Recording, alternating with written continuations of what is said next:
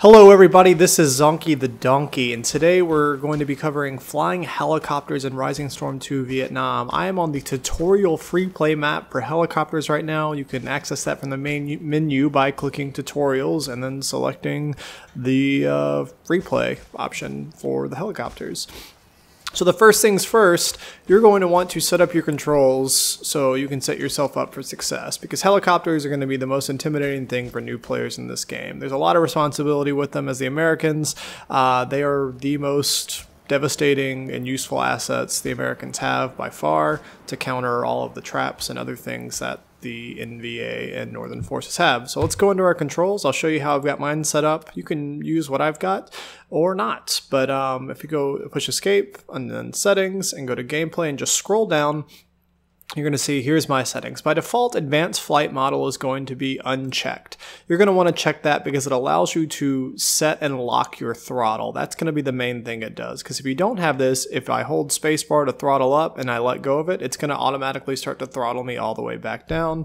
For your collective lift controls, that's going to be essentially your throttle once again. I use my jump and crouch keys. For mouse turning, I have the ability where I can roll the aircraft on its side or pivot it left and right.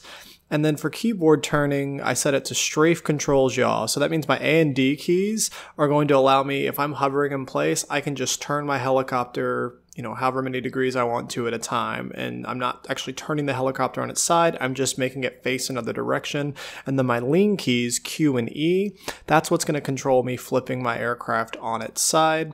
And then with my free look, I've got my prone key set to Z. So if I ever hold Z and then move my mouse around, I can look around and, spot enemies from that. You may find something else works better for you. This is what feels most natural for me. Like I don't have anything inverted or have free look enabled by default, but that may work for you, but you got to play around with it. So whenever you get back into the tutorial free map, we're going to start off with the Cobra. I think this is probably the coolest aircraft in the game, I think without even an argument. But we push F to get in the helicopter. You'll notice on the left I've got a couple gauges. My leftmost gauge is my RPM gauge, and I'm not going to be able to take off right away. I've got to let the engine get up to the proper amount of RPMs, which is in that green zone in the lower right. And so I'm not going to use my space key to throttle up until then. So once I'm up in the air, I can do a couple things. There's several things to keep in mind actually. So once I'm up, I can either use my my S and W keys to move forward and or basically pitch my nose up and down, or I can use my mouse to do the exact same thing to roll around on the side. Now, as a pilot, you've got to realize there's countermeasures that enemy can employ to counter you. Number one being the SAM missiles that the commanders can employ, and that will give you a warning tone, like a beep beep beep beep beep beep beep, that it's about to lock onto if you're above 75 meters AGL, which is that number that keeps on rotating just to the right of my collective. Once I get below 75 like I am right now, I'm no longer under threat and they can't shoot me down with the SAM missiles. Whenever you're in this helicopter, the pilot, each of the pilots, the pilot and the gunner, have two weapons. You've got missiles. For whatever reason, it won't let you fire missiles or rockets in the play mode, but you essentially have this cannon right here. And you can also fire, you have 21 pods of rockets. Each time you left click, it'll fire 2 rockets each. Now, your gunner has a whole different set of weapons. They've got a automatic 40mm grenade launcher and then another minigun, and those weapons are just as devastating as the pilots. So whenever you're flying, especially in the Cobra, for your gunner to be as accurate as he possibly can be, it's good to keep steady flight paths to where you're not all rolling around like crazy, because he's not going to be able to accurately acquire targets and then engage them from there.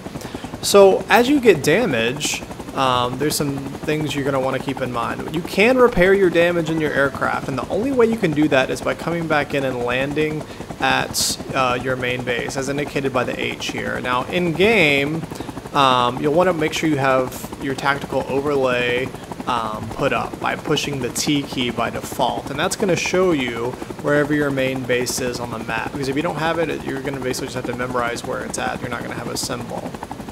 So when you're coming into land to get your repairs, you can either just kind of control everything on your own with your collective, and it can be a little tough sometimes. But it looks like I'm going to get a pretty good landing. You can kind of skid in a little bit. Or your other option is, and you actually notice where the H symbol above my altitude and collective, it'll rearm my aircraft. Or as I'm flying along, if I'm not as confident in steering in, I can, as I'm coming into land, I can push the G key. G is in golf. And what that key is going to do is going to put me in an auto hover mode. And you'll notice my collective automatically turns yellow. That indicates basically my hands are off the keyboard right now, and I'm just going to get into a nice hover, and then that'll allow me to go straight down from there if I know I'm in a safe place to land. So the attack helicopter, the Cobra, is the most devastating weapon that the Americans have by far. It's imperative that you have a mic that you can talk with guys on the ground to figure out where they need close air support, and a mic to talk with your other combat pilot squad mates in your gunner seat. So a little rough landing there. That's okay. We were done flying that anyways.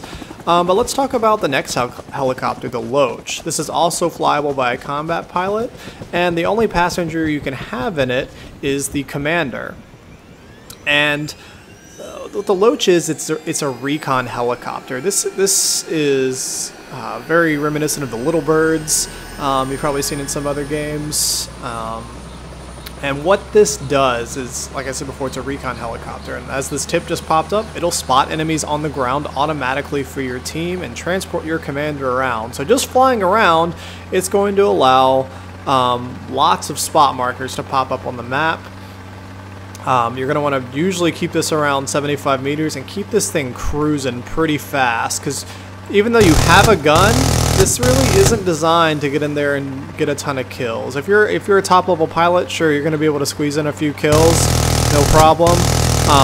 Keep in mind that, remember, you can penetrate cover in this game. So I think everything except for bamboo, from what I've heard, which I think these may be bamboo huts, but most of your heavy weaponry, your higher caliber weaponry, can penetrate buildings and some cover. So remember, if you're transporting your commander around, he can spot, he can place markers, he can place artillery markers, he can actually call in his assets from your helicopter because there is a built-in radio on board. So keeping yourself alive is the biggest thing if you've got your commander on board. It's going to give your commander an opportunity to better survey the battlefield, make better calls for your team, and be able to call in very, very accurate artillery based off of what he can see. Guys, go practice in the free mode and make sure you got a mic and communicate with your teammates. Practice is going to make perfect in this more than anything. Please subscribe. Come check out my live streams on YouTube. We're streaming a few days a week at around 8:30 a.m. Central Time. I will see you guys on the battlefield. Thank you so much for watching, and take care. Yeah, I can't hear you at all.